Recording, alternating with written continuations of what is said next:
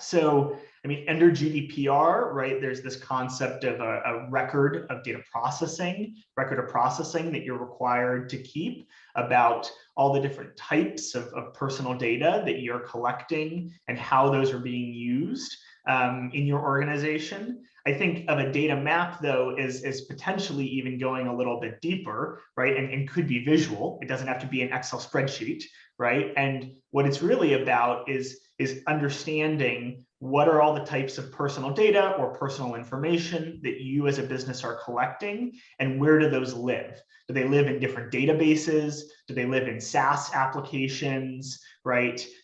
Where do those different points or types or categories of data or subcategories of data live within your organization? And just to sort of put the practical point on it, right? This is important when you think about risk of data exposure across an organization, securing that data, when you think about, right, allowing data subjects to exercise their rights. If a data subject comes to you and says, I'd like to delete the personal data that you hold about me, it's going to be challenging operationally for you to do that if you don't know where the data about that particular consumer lives. And so data maps set you on the path basically towards both being able to secure the data that you hold and also being able to comply with the various other provisions of privacy laws and regulations. Yeah, and I think just to kind of elaborate on the what you gave, doesn't have to be very thorough, right? It could just be an Excel sheet for now as a starting point. Like, okay, these are my customer tables.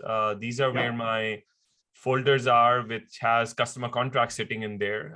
Being able to at least highlight some of the more sensitive areas where the actual customer PHI or customer details or customer metrics or analytics are residing. And that could be part of your onboarding policy around who needs to access those environments, databases, tables, columns, even in some cases, if you don't want to be that, you don't need that.